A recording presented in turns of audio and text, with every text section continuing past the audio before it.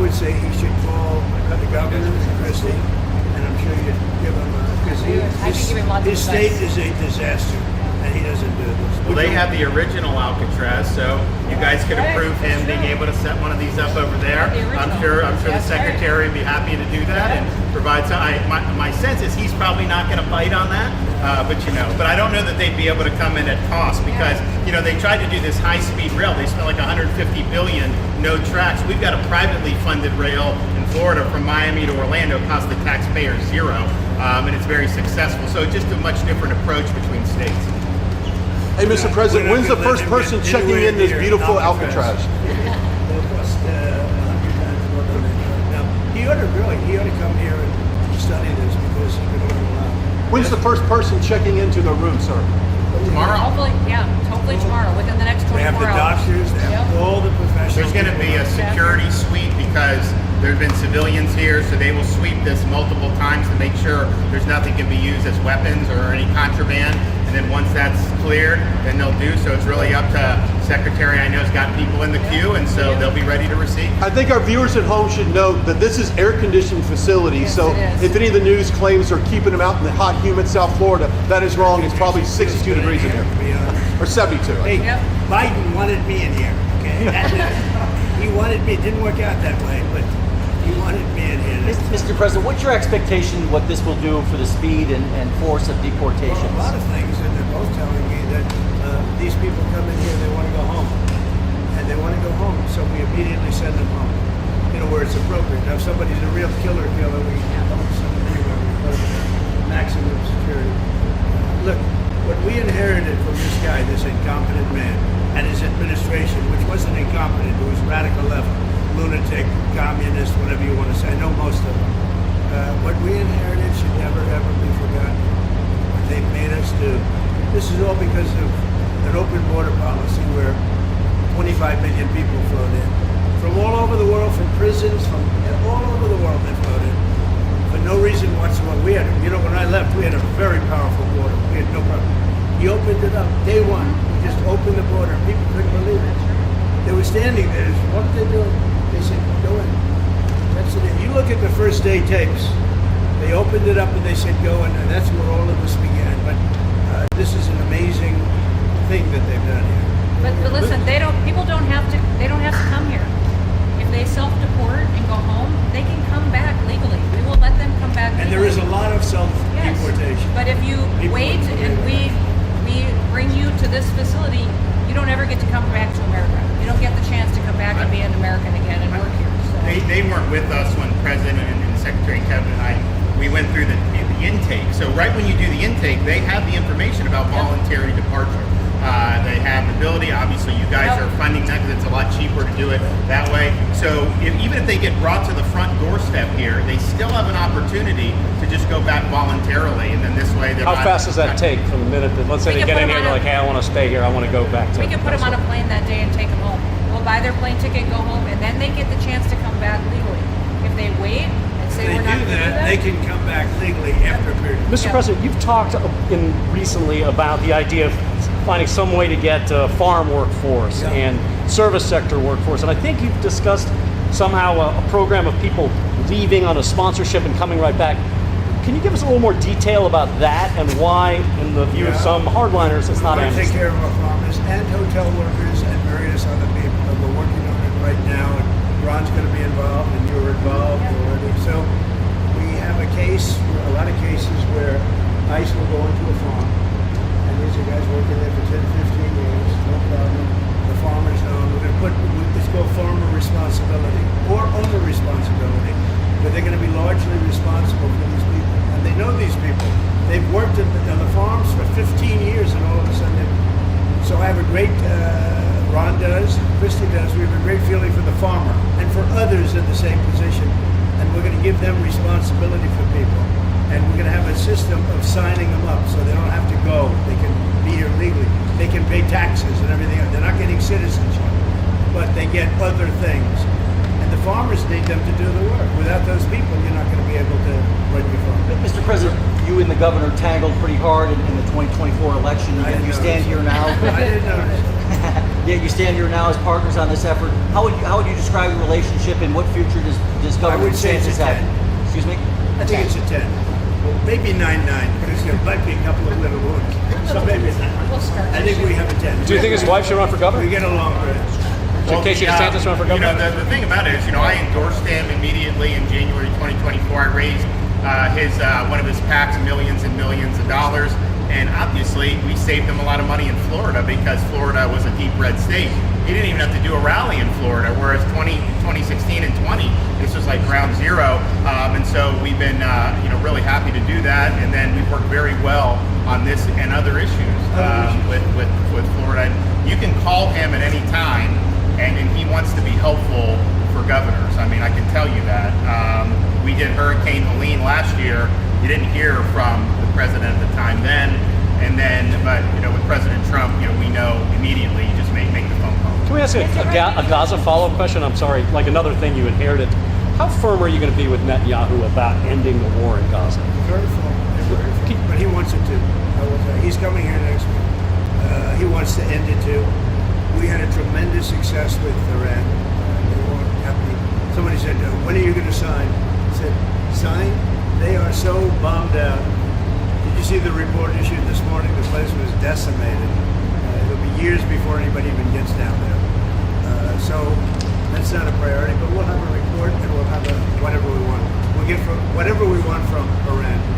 And I think, and I hope they will have a good record. They have massive sanctions right now, biting sanctions. It's going to be very hard for them to do anything with those sanctions. And I look forward to maybe there'll be a time when we get along with them and they can rebuild their country. But is there a point where you tell Netanyahu, like, you've got to end this now, you got to strike a deal? Well, he wants to. I can tell you he wants to, and I think we'll have it. I think we'll have a deal next week. Thank you. That's what I think. Mr. President, do you intend to announce your pick for successor to Jay Powell earlier than say, or as early as say the summer or this fall? Will I do something about who it's going to be? Yes. I don't know. Hey, she'd be a good candidate. I do. She'd be a good candidate. Anybody would be better than Jay Powell. No, he's causing us a fortune because he keeps the rate way up. I think it's stumped derangement syndrome personally, but we have a very strong country. We're the strongest country. Look, our country right now is at a level that we haven't seen for 40, 50 years. What we're doing now is nobody's seen anything like it. I told you, I was in the Middle East. The King of Saudi Arabia said to me very strongly, he said, "You know what? A year ago you had a dead country. Now you have the hottest country in the world." We do. We have the hottest country in the world. Thank you very much. I was going to say Syria. We'll be seeing it over the next couple of days. Also, those type of industries. Kill more radar guard stuff for the first domain here.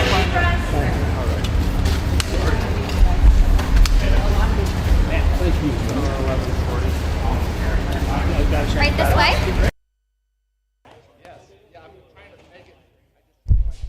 Ladies and gentlemen, please welcome the 45th and 47th President of the United States, Donald J. Trump.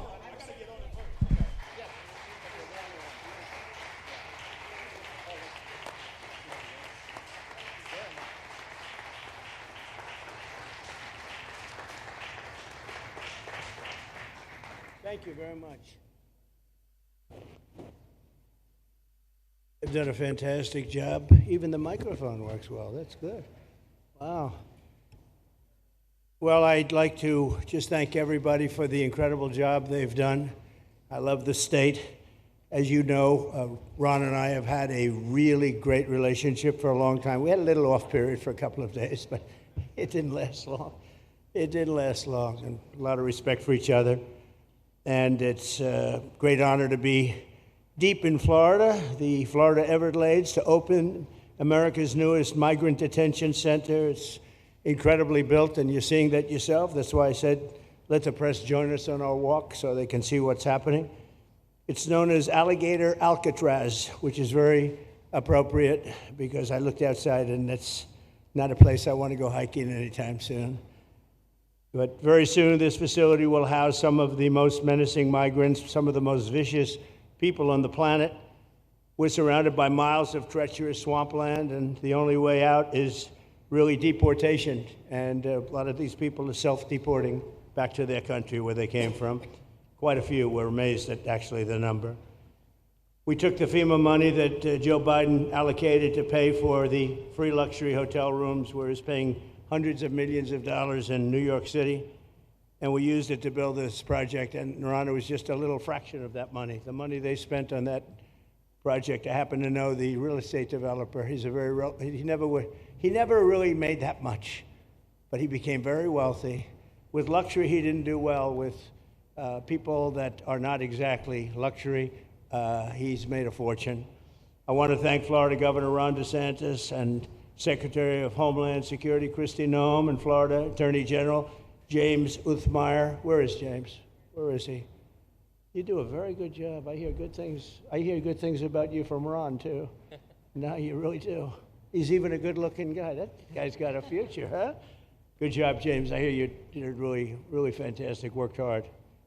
You're like in the construction business for a few days, right?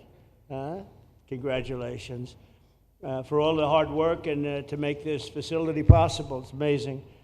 Thanks as well to Florida Agricultural Commissioner Wilton Simpson. Where is Wilton? Where are you, Will? Hi, Wilton. Been a long time. Thank you. Congressman Byron Donalds. Where's Byron? Hi, Byron. How are you? Good. Florida Speaker of the House Daniel Perez. Daniel? Daniel, thank you, Daniel. Why, you didn't want to sit up here with us, Daniel? Executive Director of the Florida Division of Emergency Management, Kevin Guthrie. Hi, Kevin. Good job. Acting Director of ICE, Todd Lyons. Todd, great job. And Senator Joe Gruters. He is a great guy. Where is Joe? We love Joe. Thank you very much. Thank you. Thank you, Joe. Joe is great. With the help of those incredible Border Patrol agents, we now have the lowest level of daily border crossings ever recorded. As you know, last month, the month of May, just got released 2 days ago, the number of illegal aliens into the United States was zero. Zero. Even I find that hard to believe. That somebody must have gotten it, I think. I don't know, but they say zero. And the people that count them are radical left Democrats. So when a radical left Democrat tells me it's zero, I believe him. But there's still much work to do. In the 4 years before I took office, Joe Biden allowed 21 million people, that's a minimum, I think it was much higher than that, illegal aliens to invade our country. He invaded our country just like a military would invade. It's tougher because they don't wear uniforms. You don't know who they are. More than the populations of New York City, Los Angeles, Chicago, Houston, Phoenix, and Philadelphia combined. That's what came into our country from prisons, from mental institutions, from street gangs, drug dealers. It's disgusting. This enormous country-destroying invasion has swamped communities nationwide with massive crime, crippling costs, and burdens far beyond what any nation could withstand. No nation could withstand what we did, and we're in the process of doing it, but we have some great people doing it now, and you see them up here with me. But it's, I'd call it like an unforced era. It's sort of like men and women sports. It's sort of like transgender for everybody. How could they have done this to our country? And we're never going to forget it. Last year, 15% of all the hotel rooms in New York City were used to house illegal aliens at costs that they never got for luxury. They never got this much for luxury people coming in from the wealthiest places on earth. They made more money with the illegal immigrants, with many rooms costing more than $300 a night, 6 times the rent of a typical American family. In Denver, Colorado, the city was forced to cut $10 million from its police and fire department budget as part of a $90 million plan to house illegal aliens. And it's a population that's growing and growing and destroying Denver and growing. And again, it's destroying Denver. And it's destroying many other cities too. Likewise, one of the city's largest hospital system is drowning in unpaid medical bills, unpaid in the billions, after their emergency rooms were flooded with tens of thousands of illegals, leading to the closure of critical services. And these are really critical services. They can't even keep them open for American patients. The American patients were treated worse than any illegal immigrant. In Los Angeles, 1 in every 4 students in the public school system is from a household headed by an illegal, and most of them don't speak English, so they're in a school system, and they don't have interpreters, they don't have anything, they don't speak English. What a mess, what a mess. Unforced error, all these people allowed to come in. The United States is now spending $78 billion a year on translation. Okay, think of that, $78 billion a year on translation, and smaller numbers on special education programs for non-English speakers in our public schools. So $78 billion, I think that's not a mistake. I would say $1 million maybe, hundreds of thousands of dollars, $78 billion, Joe, on translators and non-English speaking work. Federal government, the Justice Department, it's more than twice the cost of maintaining the United States Justice Department, what we're spending on translation and other things to help. In total, the average illegal alien costs American taxpayers an estimated $70,000. That's each, $70,000. I think that number is even low. If you care about balancing the budget, the single most impactful step we can take is to fully reverse the Biden migration invasion. One of the worst invasions we've ever had. We've never had an invasion like this. We've had invasions, but we've taken care of them. We've never had an invasion like this, and it's with us. And we have some very bad people out there looking to do big harm.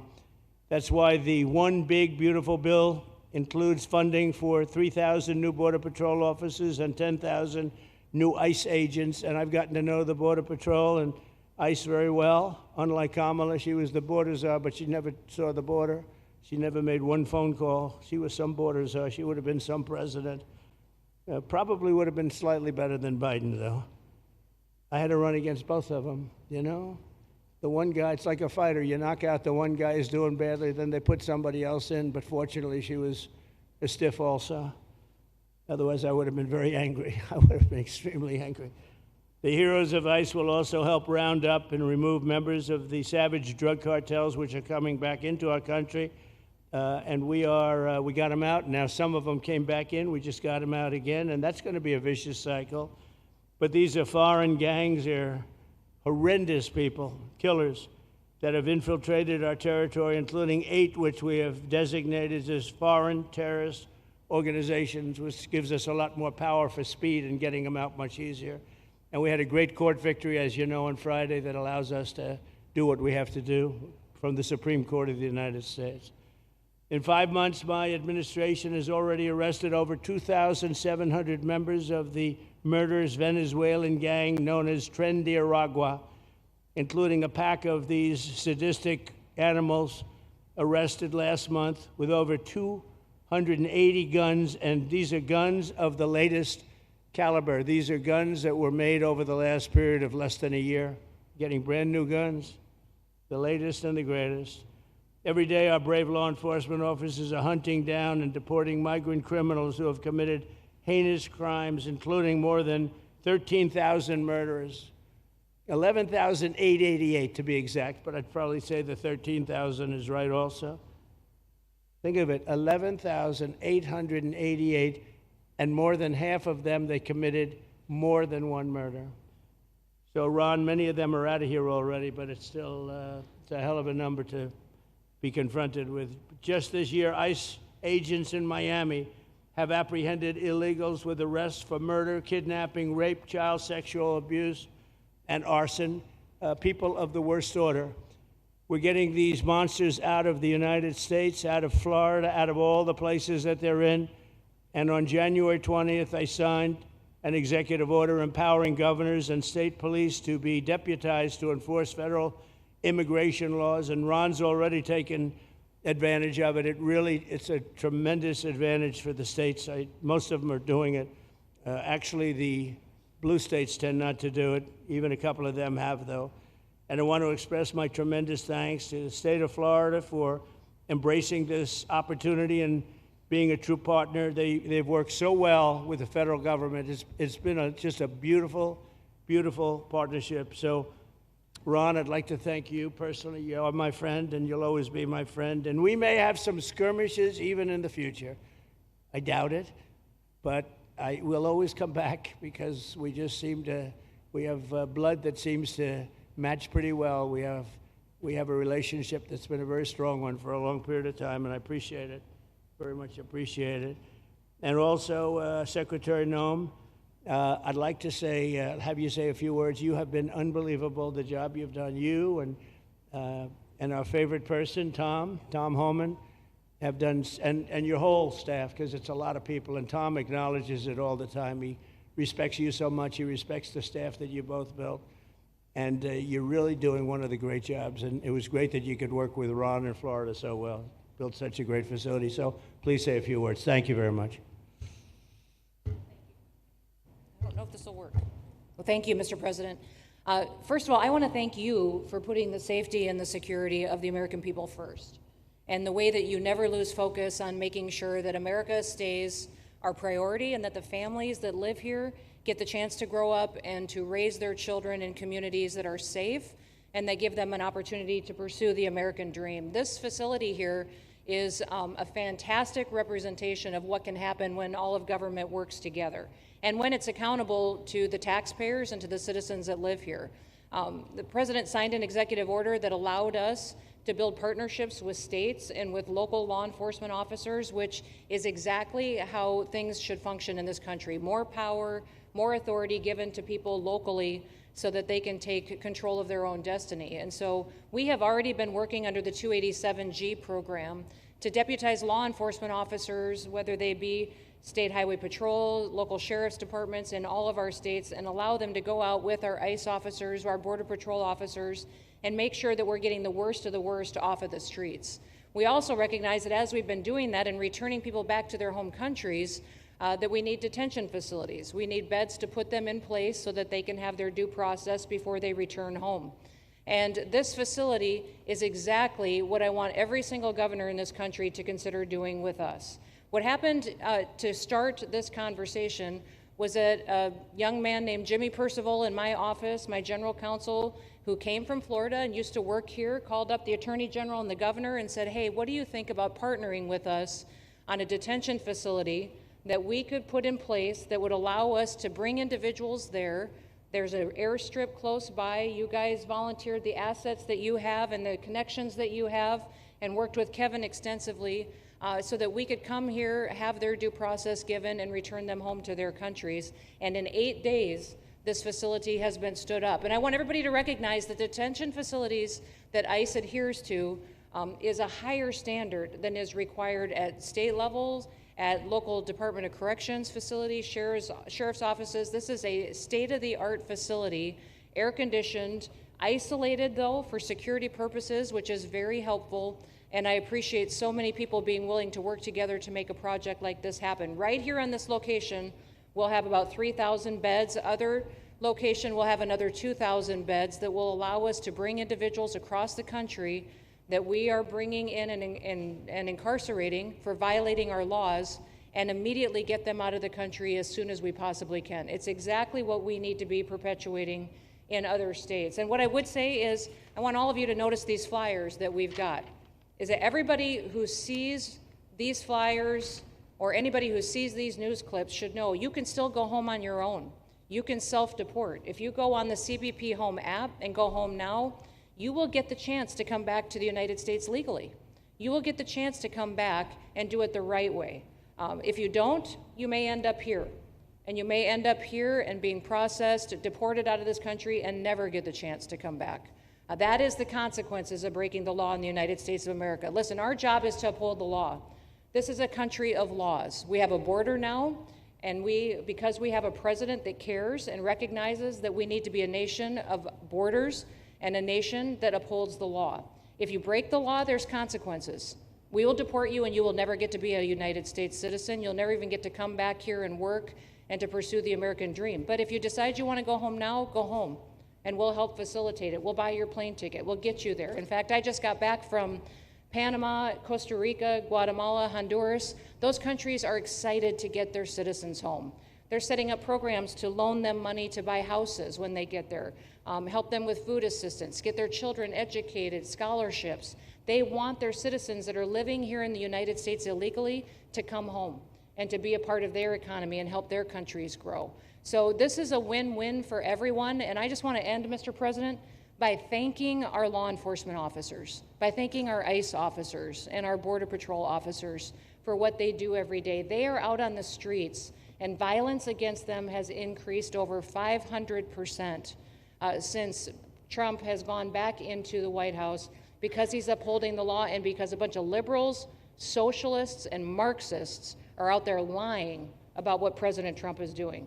President Trump is upholding freedom by what he is doing. The freedom to live safely in this country and to do things legally and to have justice. And because those liberals, and I'm calling out you, CNN, I'm calling you out because you lie every single day about what these operations are. We are going after murderers and rapists and traffickers and drug dealers and getting them off the streets and getting them out of this country because Joe Biden let the worst of the worst come in here. The other day I was talking to some marshals that have been partnering with ICE. They said that they had detained a cannibal and put him on a plane to take him home, and while they had him in his seat, he started to eat himself, and they had to get him off and get him medical attention. These are the kind of deranged individuals that are on our streets in America that we're trying to target and get out of our country because they are so deranged they don't belong here. And they shouldn't be walking the streets with our children, and they shouldn't be living in the communities with our families who just want to grow up, go to job, raise their children to grow up and get a job and to live the American dream. So thank you to all of our law enforcement officers, those in our military that have been helping, our National Guard. Thank you to Governor DeSantis for stepping up and being an example to other governors. I hope my phone rings off the hook from governors calling and saying, how can we do what Florida just did? How can we do exactly what they did? Because we need this big, beautiful bill. We absolutely have to have this big, beautiful bill that has the funding so that we can continue this operation and we can get those bad criminals off of our streets and have the officers to do it so that when they go out on an operation, somebody's got their back. Somebody's got their back, they can do it safely, and they can go home to their families at night too. So this bill needs to pass through Congress so we have the resources at the Department of Homeland Security to make sure that our homeland truly is secure. And Mr. President, thank you for Stephen Miller. I just want to thank you for him. This guy calls me night and day and tells me all of his wise advice and wisdom, but he's a rock star because he loves this country and he's passionate about making sure that nobody is prioritized over an American citizen. We love everybody. We do. We love everybody. Not everybody. Well, a lot of people. But we shouldn't be putting people illegally above citizens. We should be making sure that we do things right, and that's what America has always stood for, and we're an example to the rest of the world because we do it right. So, Mr. President, you surround yourself with great people, and I think that's because everybody wants to work for the greatest president that the United States has ever had, and that's President Donald J. Trump. So thank you, sir. Much, Christy. That's Thank you for your... Thank you. Thank you very much. And I have to say that, you know, when Christie's name was put before me by Tom Homan, by the way, because I wanted him for the border, and somehow I thought that was going to be good in that sort. But he didn't want the upper job, and I said, who do you recommend? Christy Noem. I said, oh, are you kidding? She's great, but she's such a fine, elegant person. He said, sir, she's tough as hell. I said, are you sure? You are tough as hell, I tell you, and you do it in a very nice way, but you are, if you ever saw her ride a horse, she rides a horse like she should be in the rodeo. She's like an unbelievable horse person, and you've done a fantastic job, and Steve Miller would even agree to that. And he likes nobody, by the way. I don't think he likes anybody. And another one we like is Ron. And Ron, would you say a few words, please? Sure. Well, thank you, Mr. President. Welcome back to Florida, and I think this is the first time you've been back since the events of a couple weeks. So just let me say, as somebody that was serving on active duty in Iraq back in the day, we witnessed the number of our troops that were killed or wounded by the Iranians. We know that they're a militant Islamic regime that was hell-bent on getting nuclear weapons, and under Joe Biden, they were about to get nuclear weapons. And because of your strong actions, those dreams and those ambitions have been reduced to rubble. And I thank you. I know a lot of veterans thank you, and people in Florida really thank you for stepping up and really making a strong, tough, but strong decision. I think we're much safer as a result of that. Now, on the immigration, I think President Trump's election represented the chance for us to finally solve this illegal immigration and border problem once and for all. I knew he was going to do the border, although he did it very quickly and very thoroughly. I think that no one can say that that's been anything but a spectacular success. But then we have the issue of Biden let in how many millions of people? And you had millions that had been in over decades previous to that. You can't have a country if you don't have respect for the rule of law. You can't have a country if foreigners get to decide who comes in. No, we, the American people, make that decision, who's allowed or not allowed to come into our country. We've seen Europe be overrun by open borders, so we're not going to let that happen here. So when President got elected, I knew that the states had an important role to play in facilitating this really, really historic mission. We're the only state in America, Florida, that requires full cooperation with ICE from all state and local law enforcement entities. And what is the net result of that? We have these agreements for these 287G task force with sheriff's departments, police departments, state agencies, and it's really instrumental in rounding up a lot of really bad people who shouldn't be here. If you look at the number of those full-blown 287G agreements that have been executed around the country, the state of Florida counts for 60% of those. If you look at the number of immigration arrests of illegal aliens on any given day, the arrests happening in Florida constitute between 15 and 20%. Nationwide. So we're all in on this because we understand how important it is to our citizens.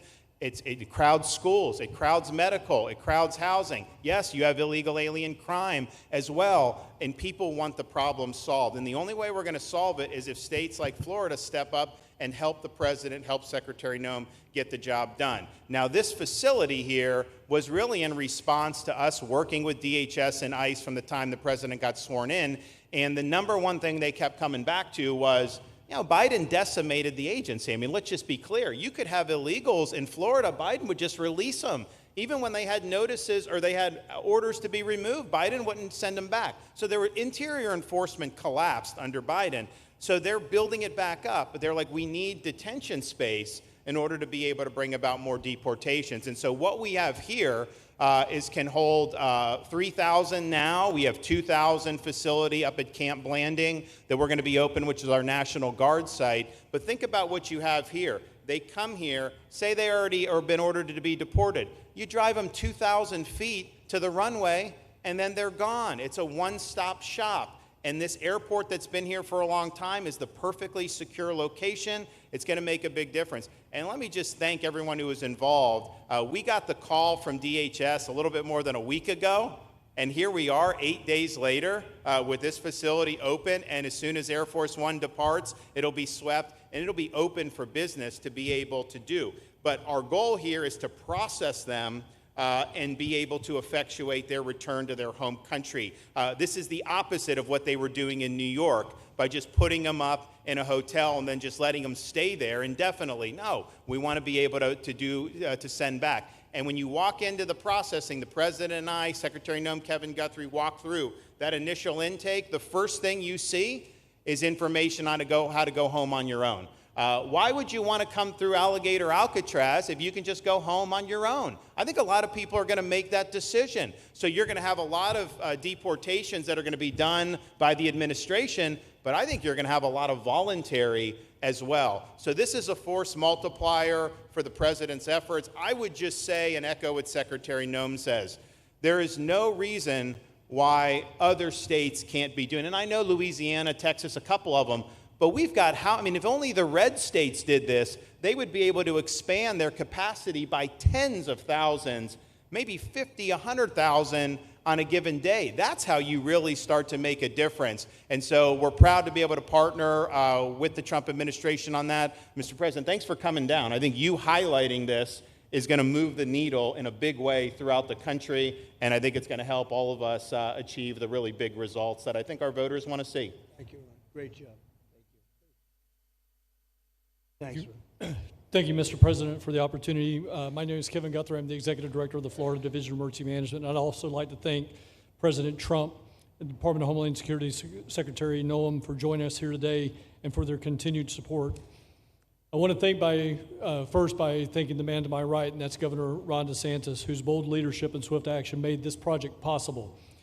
Make no mistake, this facility would not be standing here without the President, the Secretary, and the Governor's vision and determination to uphold the rule of law. Florida is and will always be a law and order state. Even before the President took office, the Governor made it clear that illegal immigration would not be tolerated in the state of Florida. When the President and the Secretary asked Florida to help, the Governor empowered our state and private partners to work collaboratively and deliver real results on a rapid timeline. The Florida Division of Emergency Management is best known for leading the nation in hurricane response and other natural disasters. We understand how to act fast without bureaucracy in the face of any emergency. Our teams built roads in 8 hours, bridges in 3 days, base camps in 72 hours, and full causeways in 2 weeks. Getting things done quickly, efficiently, and correctly is at the core of our mission. We simply just want to be the best at what we do in the nation. When the Governor called me, and we answered, and we were proud to bring our logistical expertise to the table. We know how to set up base camps for guardsmen, first responders, linemen, volunteers, and other aid sources in a matter of days before a storm. We're able to translate this knowledge to what we did here at Alligator Alcatraz. Florida has put the best teams together who check their individual logos and egos at the door to get this done. Not just for you, Governor, but Mr. President, for you as well. There are over 13 different vendors that came together to get this solved in 8 days. Truly a whole of private sector partnership to get that done.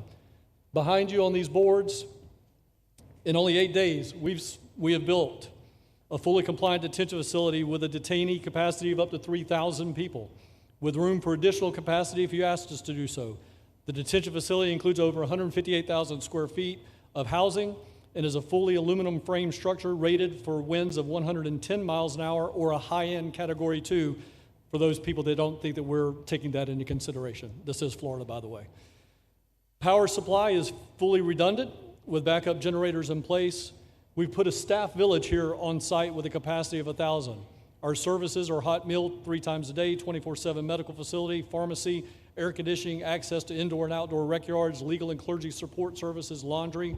Our security element is over 200 security cameras throughout the facility, more than 28,000 feet of barbed wire, 400 plus security personnel to include 200 men and women, soldiers and airmen underneath Major General John Haas's command as the adjutant. And it's all surrounded, as you pointed out, Mr. President, by 10 miles of beautiful Florida Everglades. Contingencies, as with all state correctional facilities, we have a hurricane plan. We will not wait for a Cat 2. We will follow our normal evacuation procedures as we do for any other facility statewide in our great state of Florida. We have on-site fire and EMS resources so that we do not we don't burden the locals with any type of response. All in all, sir, this has been a perfect state logistics exercise for this hurricane season. Everything we did here in the last 8 days, God forbid, if we have a hurricane, we're going to do it again. This was a dress rehearsal for us, and we are ready, willing, and able to support you, sir, the governor, secretary, and everything that you need us to do. Just a week ago, it was a taxiway and a runway, and now it's a fully functioning facility. We are happy to support you, Mr. President, Governor, Secretary. Fantastic job. Thank you.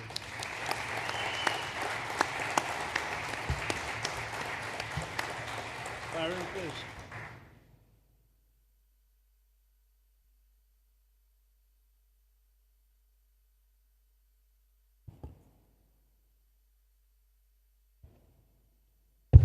There we go. First of all, Mr. President, we all have to thank you for your leadership and for the mandate that the American people gave you to finally secure our borders and to deport criminal illegal aliens and longstanding illegal aliens out of the United States.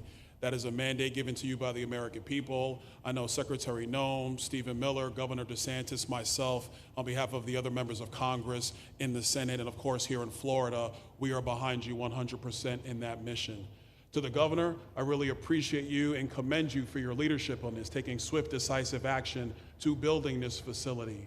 One of the things that has occurred because of the work you did earlier this year with the legislature is that our sheriffs are out there every single day. They are arresting these criminal aliens in our streets, and they're seeing some backlog in their jails. So this facility primarily goes to address some of that backlog and then to help us fulfill the mission that the president has led us to. So Governor, thank you for your leadership and thank you for your decisive action on this. It really does mean a lot to all the people of Florida, of course the people of the 19th Congressional District. Secretary Noem, I mean, what can I say? The president's right, you're double tough. So we appreciate all your leadership. You and Tom Homan have been doing a great job. And I'm actually going back to DC after this because we have to vote on one big, beautiful bill in the House. We have to get that to the president's desk so we can get you the resources that you need to fulfill the mission that the American people have asked us to do. I totally agree with what Mr. Guthrie has said. This is a logistical marvel when something like this occurs. We've seen Florida Department of Emergency Management answer the bell time and time again. The governor has said we need to accomplish this, and DEM gets that job done. And we had a side conversation about, I know there were some concerns. People were like, well, what happens if a hurricane comes? What happens if this happens? And I looked at Kevin Guthrie and I said, you already have a plan, don't you? And he goes, of course we have a plan. You know that we do. This is what Florida does, Mr. President. And so I want to commend you for your leadership and your vision on this. Governor, thank you for all that you've done with your vision and determination. Secretary Noem, we're going to get the bill done so you get the resources you need. See you, sir. Thank you very much. Oh, thank you. Wow. Thank you. You know, I'm waiting, listening to these wonderful words, and they are music to my ears, but I was also wondering how we're doing, because I know this is prime time. It shows that I care about you, because I'm here, and I probably should be there, but we do care. Thank you very much. James, please. We're all happy now, James. Yeah. Well, I can speak on behalf of all of our sheriffs, state law enforcement, our police chiefs. We are going to continue to make arrests, our pedals to the metal, as many as we can. We want to fill this place up. The governor and Kevin have shown they can build bridges in 3 days, so why not some detention facilities? Hopefully there's more to come. And you really kind of were the inspiration for this. We like the idea of reopening the original Alcatraz. I don't know if that can happen or not, but we thought, hey, we've got our own natural Alcatraz in the middle of the Everglades. Right.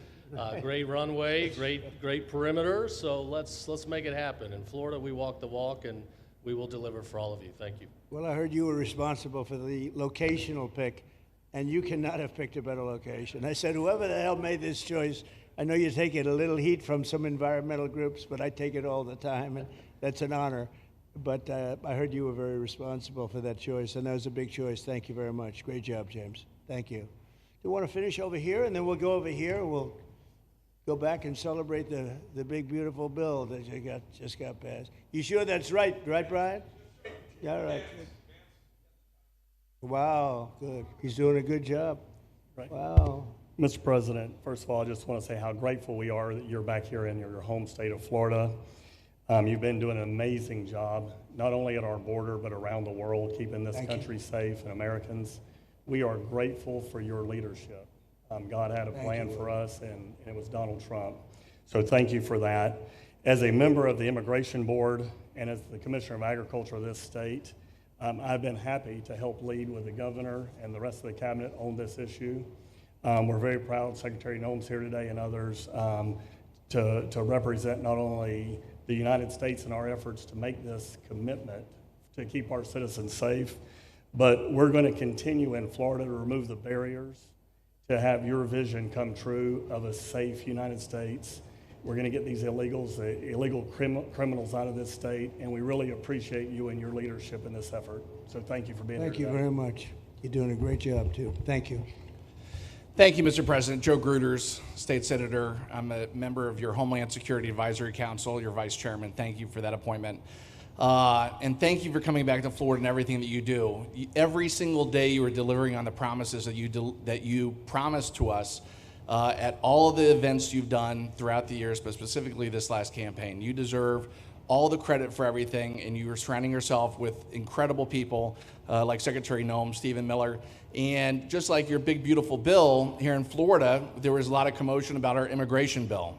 And we had 3 B's in that: beds, badges, and bad guys. And this goes right along with our beds and the resources. And I give the governor, Ron DeSantis, a lot of credit for stepping up and making sure that we all work together, because at the end of the day, even if sometimes there are skirmishes, as a result of the back and forth, we ended up with a better bill, and we all win. And what we're doing here in Florida hopefully will happen all across the country. You've done, your leadership is amazing. Keep up the great work, and just know that Florida loves President Donald J. Trump. Thank you very much, Joe. Appreciate it for a long time. Appreciate it. By the way, Okeechobee is something that we did together also, and that was a lot of money spent. I hope it was well spent. I know we did a Rolls-Royce job, but it's a lot of money that we spent out there together. And how is it going? You can delegate that to us, because we move faster than the Army Corps. Good. So we will finish that reservoir. Good. If you delegate it to us, I'll get it done and much quicker. Oh, I would do that. Yeah. I'll tell you. Let me ask myself permission. Permission granted. Go ahead, get the thing, get it complete. You want to do that? All right, we're gonna go talk Go to the ahead, Army do it. Corps Good. then after this. Good. You can move faster, actually. Please. Sir, just first on behalf of the men and women of ICE, we just want to thank you for allowing us to do our job again. You know, your vision and under Secretary Noem's leadership, this is what the American people want. And I hope that you see great results of what we're doing out there every day, getting the worst of the worst out of our communities. Because of you and Secretary Noem, I have the privilege to lead one of the most premier and the finest law enforcement agencies that we do have in the United States. And the men and women of HSI and ERO Miami do incredible work, like you highlighted. And with the governor in the state of Florida, the partnership in Florida has been amazing. The 287G program is only going to help us to identify all those known gotaways and get the worst of the worst out of the neighborhoods. And through our Homeland Security Task Force, we are going to make America safe again. So thank you very much to both you and the Secretary. Thank you, Todd. Great job. Really great job you're doing. Thank you. Please. Good morning, Mr. President. Hi. Thank you so much for coming. Again, as Garrett Ripp, I'm the Field Office Director for ICRO here for the Miami Field Office. Incredible collaborative work we've been doing together, working with the state, working with our local partners. And again, just the 287G is going to open up that aperture and allow us to get those bad hombres off the street and get them into this facility. And we're looking forward to it. And again, just appreciate all your support. Thank you. Always thank you. You've always been so great. Thank you very much. Please. Good afternoon, Mr. President. On behalf of Air Marine Operations, my name is Andres Blanco. I'm the Executive Director for Southeast Region. AMO continues to execute and support your executive orders.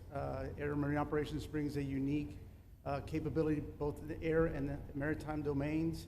And in partnership with our Border Patrol, OFO officers, and ERO, we continue to conduct effective operations both interior, along the border, and along the maritime approaches. Thank you very much. Good job. Good afternoon, Mr. President. Jose Figueroa. I am the Acting Special Agent in charge for Homeland Security Investigations here in South Florida, and our office covers from Key West to Fort Pierce. Tremendous collaboration here with the state and our federal partners. HSI is conducting criminal investigations into TDA, MS-13s that are involved in human smuggling, sex trafficking of minors, and we will continue that effort with your support. Governor DeSantis, thank you very much for this facility. Looking forward to continue the great work. Thank you. Thank you very much. Steve, would you like to say something? Our star. Thank you, Mr. President. I just want to say on a personal note, getting to watch what you've done over the last 5 months to deliver on a 50-year hope and dream of the American people to secure the border. When President Trump came into office on January 20th, the United States had endured the largest wave of illegal immigration in human history. Not just American history, human history. And within just a few days, President Trump, through his strength, leadership, diplomacy, and vision, achieved the most secure border anyone in the world has ever seen. When we recently went overseas to the NATO summit, I had senior staff in foreign governments come up to me and ask me how he achieved the Trump miracle on his border and could that be replicated in their countries. For individuals who don't work in this space, to have 0 successful illegal entries in an entire month should be an impossible achievement. There's a 2,000-mile border with one of the poorest countries in the world, and you have open travel from 150 countries into Central America and South America. There are 2 billion people in the world that would economically benefit from illegally coming to the United States. And through the deployment of the military, through the deployment of novel legal and diplomatic tools, through the building of physical infrastructure, through the empowering of ICE and Border Patrol, and the entire federal law enforcement apparatus, President Trump achieved absolute border security. And now, once this legislation is passed, he will be able to make that with those resources permanent. Watching what you've done, sir, has been one of the honors of a lifetime. I'm proud to be able to play any role in it. And what President Trump is going to achieve next with the resources in this bill will make America safer, stronger, freer, more sovereign, and more prosperous than it has ever been before. Thank you, sir. Thank you, Steve. Oh. Thank you. And the bill is going to be great for Ron. It's going to be great for Florida, too. A lot of set-asides for Florida, some of the things that you wanted to do. And so it's great news to hear that it was approved. Do you want to take a few questions, Ron? We'll take a few questions from these. Yeah, please, go ahead. Yeah.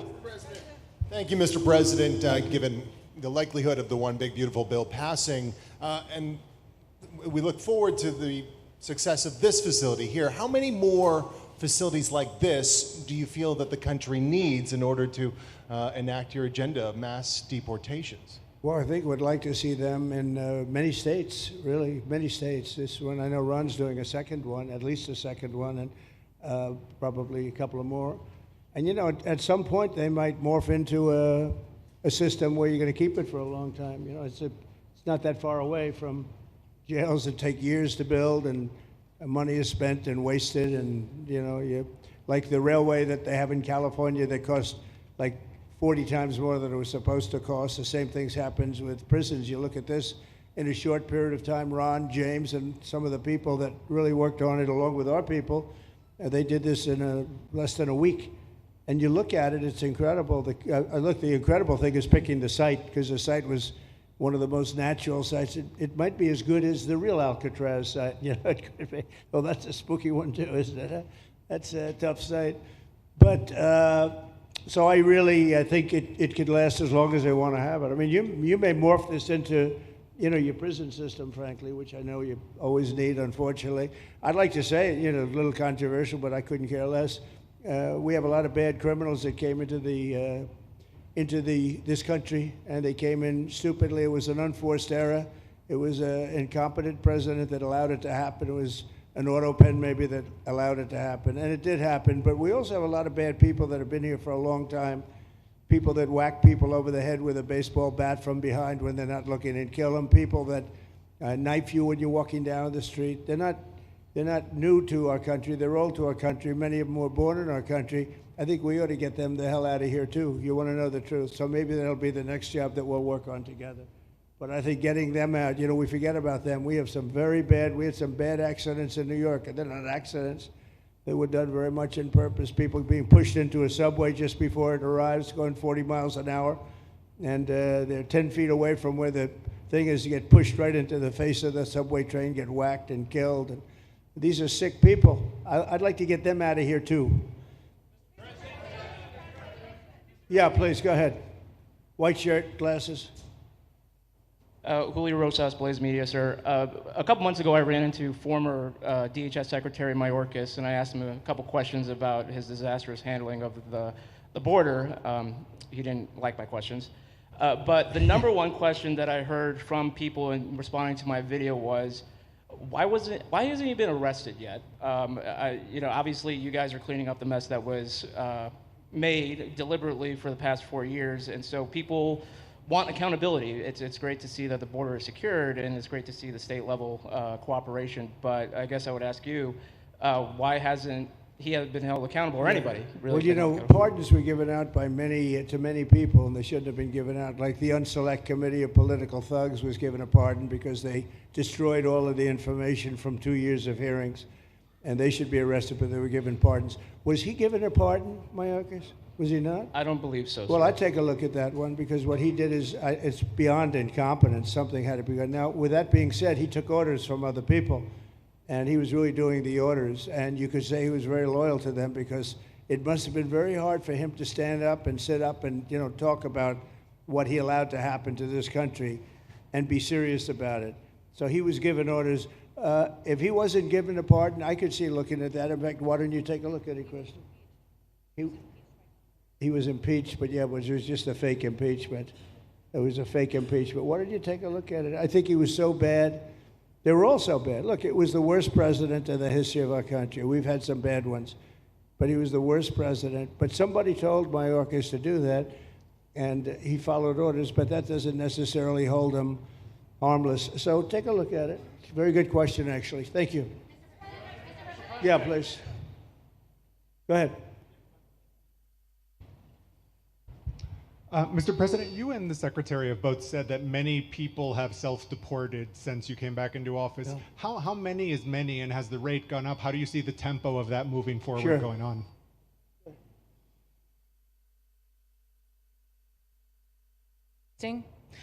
We have had several 100,000, but also we have many that have self-deported, not even using the CBP Home app. When I have gone to these other countries to negotiate security agreements and information sharing on criminals who's coming and going into their countries, they report that hundreds of thousands have come home that weren't on our radar, that they are coming home on their own and self-deporting because they want the chance to be able to go back to America someday. So we believe it's over 1 million, possibly more than that. I'm asking all of those countries for their information on what they have of individuals that may have returned home that they have, taking advantage of their programs to help them become a part of their civilization again too. So we know it's over 1 million, but we have to, I'm getting more information and that number will grow. If they don't leave, they never get the chance to come back. If we have to take them out, and we will, they'll go out, but they never get a chance to come back. The other way, we actually make it a little bit easier for them to come back. Okay? Thank you. Good question. Thank you. The bill is now passed in the Senate, but we are already hearing from some Republicans in the House who say they cannot get on board with the changes that were made to the bill in the Senate. What is your message to those holdouts? Well, I just heard that about the Senate, and the bill just passed, and it tells you there's something for everyone. I mean, it's a great bill. There is something for everyone, and I think it's going to go very nicely in the House. Actually, I think it will be easier in the House than it was in the Senate. And just to be clear, on the Medicaid cuts, you've promised not to cut Medicaid, said this is all just targeting waste, fraud, and abuse. Are you saying that the estimated 11.8 million people who could lose their health coverage, that is all waste, fraud, and abuse? No, I'm not saying that. I'm saying it's going to be a very much smaller number than that, and that number will be waste, fraud, and abuse. And if you look, they took a much more liberal stance on the Medicaid situation than they could have. They had a tough stance and a weak stance. They took not a very strong stance on that to start off, and it's waste, fraud, and abuse, and everybody wants that covered. What number is that? What analysis are you seeing? I'm not seeing a number, but I know it's much less than the number you gave, and we really were very, very cognizant of three things. Social Security, we're going to take care of it beautifully. Medicare and Medicaid, and we are going to save it, whereas the Democrats are going to, you won't have it. They will destroy Medicare and Medicaid, and they have to because their numbers don't work. So it's not going to happen. They're the ones that have destroyed Medicare. They have made it so bad already, they're going to make it a lot worse. But now we'll be in charge, so we're going to have no problem with Medicaid or Medicare or Social Security. Thank you. Yeah. Claire Gall with Wink News in Fort Myers. What is your direction to ICE when it comes to arresting farm workers here illegally, other workers in industries that are pretty critical to Florida's economy? Yeah. Well, we're very much cognizant of that, and as you know, I won the farmers by 92%, and I'm not going to be abandoning my farmers. We were strong on the borders, but we're also strong for the farmers and for others in the hotel industry, et cetera. You know, we have similar situations, and Christy and I, and we'll be working with Ron and a lot of the states. We're going to work something where the farmers can be responsible for some of the people they have people run for 10, 15 years that they know very well. We're going to put them responsible and we're going to issue a form of a card or document, and the farmer is going to be responsible for these people. They're not going to have citizenship, but they'll be working, they'll be paying taxes. We need to get our farmers the people they need, otherwise our farmers aren't going to be able to do their land. You know, it was tried once before, many, many years ago, where there was a very strong guy, and he got everybody out, and every farm almost in the country, but every farm in California, every farm in Iowa, almost all the farms went bankrupt. They had nobody to work, and we don't want to have that situation. So we're going to work it. We're going to put our farmers and others in charge of the people that they have under them. They know the people, and I think it's going to work out really well. We're going to take care of our farmer, but we're going to get the criminals out, okay? Yeah, go ahead, please. Thank you. Mr. President, how do you respond to critics who fear that a 3,000-bed detention center and the waste that that could produce will pollute the surrounding federal protected land, including land that both administrations have invested billions of dollars in restoring? Well, I was one of those that invested billions of dollars and hundreds of millions of dollars right here in the Meadowlands, but in the Everglades, and the Meadowlands too in New York. If you look at what we did up there, speaking of the Meadowlands, a lot of places like this, but this is a very unique one. One thing I'll say about this land, we'll be gone a million years and this land is still going to be here. It's not going to be much different. You'll have the water moccasins, you'll have the alligators. You may not have people, but you're going to have all those animals. They're going to be around, and you got plenty of them out here. I think it was a brilliant choice, and I think almost anybody in his or her right mind would say this was a brilliant choice. I give the governor a lot of credit for using this piece of land. And in addition to that, it's on top of something that was already developed. It's an airport. You know, you have the runways, you have so it's already been developed. So it's not like you're dropping dirt right into the thing. There was zero movement of that. That was done many years ago because the airport's very old, but it was an abandoned railroad, an abandoned airport. And frankly, it's like perfect. And you can do expansion on this site substantially without doing anything. So the people, I heard them complaining about the Everglades. There's no, I don't think you've done anything to the Everglades. I think you're just enhancing it. This was already here. How long has the airport been here? Decades. Many decades, yeah. And they have, Kevin, all these guys, you know, have a waste plan, like the wastewater gets trucked out, potable water gets, literally, they have, even our DOT has put things up in case there's any seepage, which we don't. So you are literally doing this on concrete that's already here. So I don't think those are valid and even good faith criticisms, because it's not going to impact the Everglades at all. President's been a champion, we've been a champion, really changed the game in Florida on it. I think it's just people don't want to see illegal immigrants deported, and that's their ideology, and they have a right to that. But illegal immigration's unpopular, so they know that they're going to have less effect trying to do it. So they're going to try, oh, well, no, it's just about the Everglades. But really, I think a lot of those people, they just don't want to see illegals deported, because if you actually hear everyone's here, you obviously know there's zero land that's being disturbed. Well, you know, when we talk about popularity, though, I will say I ran on the issue of illegals and we have to get them out. And I won 82% on that issue. So I think that they may not like certain aspects of it, but ultimately they do not want them in their country. And if this is a part of a use, but I think from an environmental standpoint, it's incredible. In fact, when we landed that very big, heavy plane today, they came out and checked it fairly. You know, I think they want the president to be able to land on a piece of concrete that's not going to go 6 feet underground. And they checked it. They came back and they said, this thing is really solid. So it's been there a long time. It's going to be here a long time. And it was a great choice of a site. Thank you. Yes, please. Brian, go ahead. Yes, sir. The people of Syria were recently seen on the streets waving American flags, chanting Trump, Trump, Trump. They're so appreciative of the economic sanctions that was lifted on that country, giving them a little bit of hope for prosperity. You want to comment on that? Well, they're great people, and the man that is leading them has a reputation. You know, he's the head of some pretty tough organizations, and a lot of people criticized me for that. I said, well, what are we going to do, take him out of a day school, a country day school?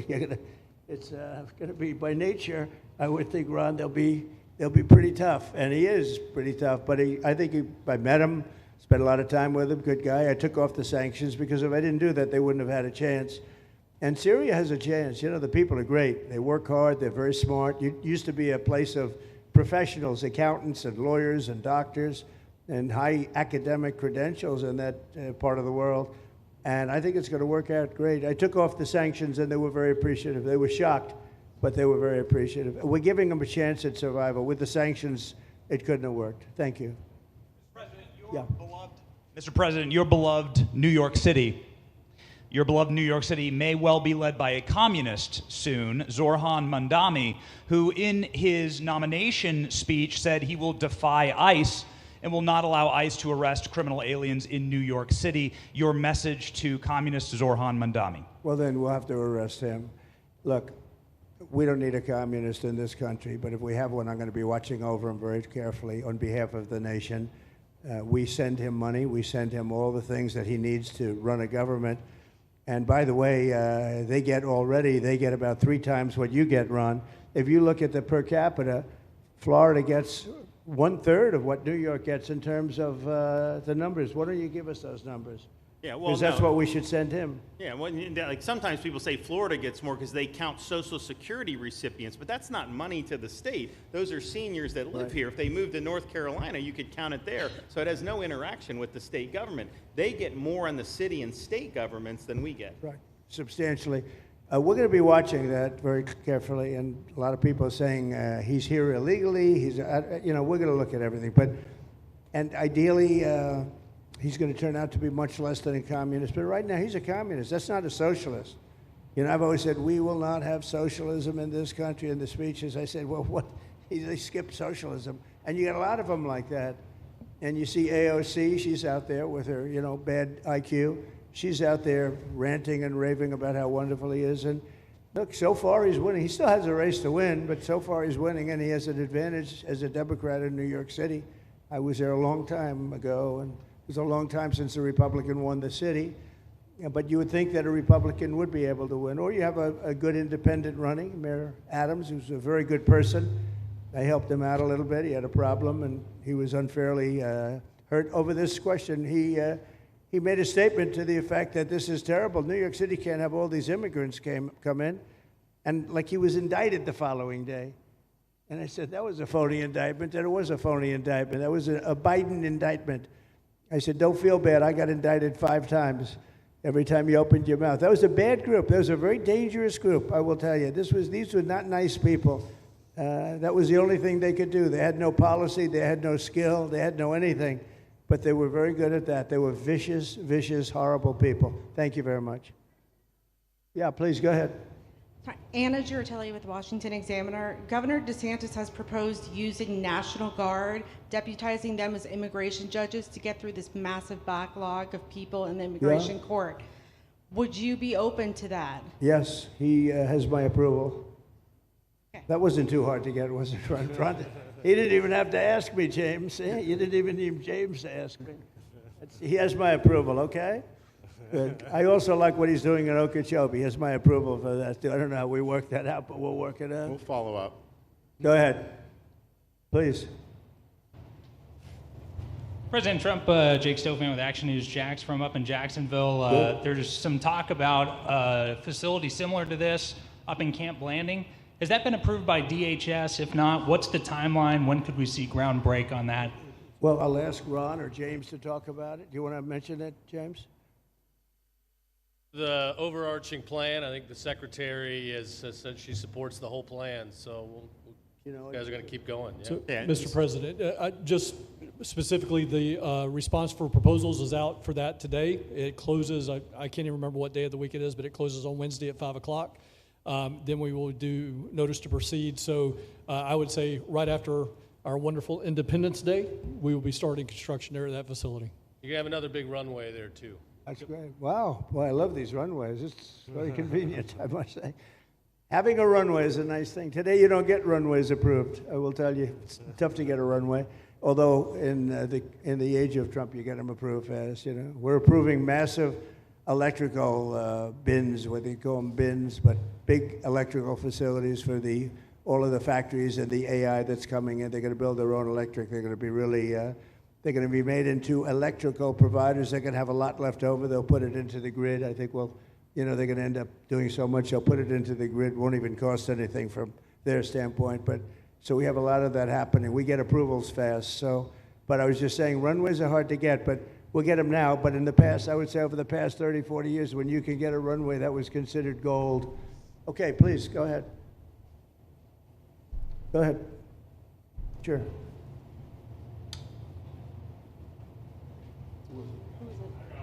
Okay, go ahead. Yes. President Trump, Laverne McGee, News 6 Orlando. You have fulfilled several campaign promises along with the help of Governor Ron DeSantis. What is the next campaign promise that you plan to fulfill to the American people? So we have turned this country around in less than 6 months. And when I was away, and I was telling Ron, I was telling some others, I've said it a little publicly, I guess, but I met a lot of very important people. The King of Saudi Arabia, I was there 2 weeks ago, and Qatar, the leader of Qatar, who's great, and the leader of UAE, who's great. These are very substantial people, very smart people, and good people. And all three of them said essentially the same thing, along with many other people, because I just left NATO. NATO's we took it up to 5%. Nobody can believe that one run. That would be hard, but nobody believes that. What happened in NATO, over $1 trillion a year from like nothing. It was an honor. But every leader said that a year ago, this country was dead. They had no confidence in the United. They really felt it was a dead country, and it was some bad things were going to happen. But they used the term, it was a dead country, and now they said you have the hottest country anywhere in the world. We're the hottest country in the world right now. And we turned it around fast. I thought it would take longer than this. We turned it around fast. Some of it was psychology, and we had to know how good we were. But others was getting rid of rules, regulations, and all of the things that I got rid of already. I signed more executive orders than anybody in history, times like 3 or 4. And I got rid of just one. I got rid of the other night. You buy a house, they have a faucet in the house, Joe, and the faucet, the water doesn't come out. They have a restrictor. You can't, in areas where you have so much water, they don't know what to do with it. You have a shower head, the shower doesn't, you think it's not working. It is working. The water's dripping out. And that's no good for me. I like this hair nice and, I like that hair nice and wet. Takes you have to stand in the shower for 20 minutes before you get the soap out of your hair. And I put a thing in, and it sounds funny, but it's really not. It's horrible. And when you wash your hands, you turn on the faucet, no water comes out. You're washing, the water barely comes out. This was done by crazy people. And I wrote it all off and got it approved in Congress so that they can't just change it, because I did it in my first term. Everyone was so happy. And then one of the first things that Biden did when he came back is he put the restriction on showers, toilets, and sinks. Put this restriction, and washing machines. Washing machine, they give you like a quarter of this bottle to do your clothing. And people needed 10 of these bottles. And the people came to me from Whirlpool, and they said, we can't make a machine that's competitive. We can't make a machine anymore. It doesn't work. Why? They don't let us use water. Do you have any problems with water? No, we have so much we don't know what to do with it. You know, it comes down from heaven, right? And I approved all of that, the washing machines, the whole thing. The dishwashers, that was the other one. They give you like this much water right up to there to do your dishes. So people, you know what they do? They keep pressing the button. So they end up doing the dishes 10 times. They end up using more water than you would have used if you did it right in the first place. So all of that stuff has been written off. It sounds crazy. It's little things. The straw, I let you go back to a plastic straw. I was tired of having straws melt in my mouth, you know? It wasn't working. The paper wasn't working too well. So these are little things that I did. Then we have the big things. We have the biggest things, and that has to do with some of the subjects we're talking now. I think the things we're talking about now are the biggest, because if you don't have borders in this country, borders and good elections, and we're working on that next. There's some bills coming in that's going to make sure that you're a citizen, that people aren't counted in the voting when, you know, they were here and they're here as illegals and they're criminals in many cases, and they give them a count, and you end up with extra congressmen. We're going to work on that. We're going to straighten that out next. That's going to be easy compared to what we were doing. But we did the big things too. But little things like that, a straw, little things like a washing machine with no water. People go out, they spend all their money on a washing machine. The damn thing doesn't work. You can't use the water. Then you go to your sink, and that doesn't work either. You're stuck. You know what you do? You have dirty plates the next day. That's it. And we solved so many common sense problems. And they weren't easy. You know, there are people that really believe in this stuff. But, you know, most states have so much water, they don't know what to do with it. And Look at North Carolina. I mean, they had a lot of water, and they have to get restrictors on their, on their kitchen faucet. So we're very proud of the things we did, and we're going to do a lot more of them. Yeah, please, go ahead. You guys in good shape. Hey, it's Eric Bowling. How you doing, sir? Something we've talked about for, I'd say, better part of 20 years. I think it's something near and dear to your heart, energy, our energy security. Under Joe Biden, average price of oil for the 4 years was about $79 a barrel. He drained the SPR halfway down, promised to replenish it, never did. Right. Under you, first term, $53 average price for 4 years. Biden was $78 for 8 years. It was never refilled. The question is now it's $64 or so. Yeah. What coming down rapidly. Coming down, and what a great opportunity to fix another one of Joe Biden's problems, one of the things he broke in America, giving us the energy security of an emergency SPR. Sure. Fill it to, maybe even go beyond and fill it to 1 billion barrels this time at a much cheaper price. Thoughts on the energy sector? So it holds 77 million barrels, and we had it up to the top, if you remember. And I was proud of that, and I made a deal to buy it at the lowest price of oil. It was a good deal, good instinct. And we filled it up, and when he came in, he started using it to keep oil prices down because he blew our energy policy out. Energy and his bad spending is what caused inflation. So now we have no inflation.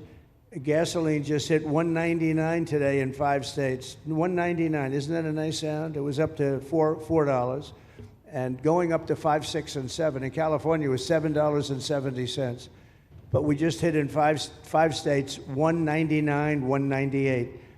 And it's coming down to that level, so that'll be a big thing. And one of the reasons the prices and costs are going down when you go to the supermarket, because I said I was going to get costs down. We're getting the cost down. Food is coming down. When I came out, my first week, if you remember, I had a lunatic reporter screaming at me saying, eggs are going through the roof. What are you going to do about eggs? I said, I just got here. I didn't know anything about eggs. I had to call you. I said, look, I just got here. Tell me the problem. Well, they're doubled in price, and they're going to be 5 or 6 times higher. They were right, actually. I said, let me work on it. And now we have eggs down to the same numbers it was when I first came in. You know, we lowered the cost of groceries. A simple word like that, groceries, it was like almost a strange word. I hadn't heard the word in so long, but what could be more beautiful than the word grocery? And we have the prices way down. We have the energy way down. Energy brought the groceries down, if you want to know the truth. And, so we think we're going to get it lower, and we're going to fill up the it's called the Strategic National Reserves. I had it topped out, and this guy would use them every time before the election. He'd use them whenever they had an election. It was artificial. But believe it or not, as big as that are hundreds of millions of barrels of oil, all filled up at low prices. But it was really meant for wars, and it wasn't meant for keeping your prices down during a holiday so that somebody could get elected. But they used it, and they didn't bring it. The only mistake you made, they didn't bring it a little down. They brought it right down to the bottom. The thing is practically empty. They never filled it up. They never spent 10 cents in filling it up. And we'll do that. When the market is right, we'll fill it up. I want to fill it up when the market's right. Thank you. How about one more question? Okay, please, in the back. Dana Marie McNichol, Fox News Channel. Mr. President, is there an expected time frame that detainees will spend here, days, weeks, months? And does that have anything to do with the immigration judges you just spoke about being trained and staffed here? When you say, what was the first part of your question? Is there a specific time frame you expect the detainees to spend here? Days, weeks, months? In Florida? Yes, here at Alligator Alcatraz. I'm going to spend a lot. Look, this is my home state. I love it. I love your government. I love all the people around. These are all friends of mine. They know them very well. I mean, I'm not surprised that they do so well. They're great people. Ron has been a friend of mine for a long time. I feel very comfortable in the state. I'll spend a lot of time here. I want to, for 4 years, I've got to be in Washington, and I'm okay with it because I love the White House. I even fix up the little Oval Office. I make it, it's like a diamond. It's beautiful. It's so beautiful. It wasn't maintained properly, I will tell you that. But even when it wasn't, it was still the Oval Office, so it meant a lot. But I'll spend as much time as I can here. You know, my vacation is generally here because it's convenient. I live in Palm Beach. It's my home. And I have a very nice little place, nice little cottage to stay at, right? But we have a lot of fun, and I'm a big contributor to Florida, pay a lot of tax, and A lot of people moved from New York, and I don't know what New York is going to do. A lot of people moved to Florida from New York, and it was for a lot of reasons, but one of them was taxes. The taxes are so high in New York, they're leaving. I don't know what New York's going to do about that, because some of the biggest, wealthiest people and some of the people that pay the most taxes of any people anywhere in the world, for that matter, they're moving to Florida and other places. So we're going to have to help some of these states out, I think. But thank you very much. I'll be here as much as I can. Very nice question. With that, I'd like to just end by saying I want to thank Ron and James and all of the people that have done such a great job, all of your staff. Really fantastic work. And it really started with site selection. You can do a great job, but if you have the wrong site in real estate, you have the wrong site, you're dead. And this was a great site selection, despite what you may read in the environmental press. Good job. And this was an honor for Christy and myself and Steve and all of our people to be here. And I also appreciate the media. They've treated us very fairly. Over the last few weeks, I've been treated very nicely. And it's so unusual. I'm not used to it, but we've gotten great accolades. Brian, I want to thank you for calling out, because I was waiting here, because I knew the vote was taking place and I'm answering questions, right? So I want to thank you very much and say hello to our friend. And I will see a lot of you. Thank you very much. We're going to make America great again. Thank you very much.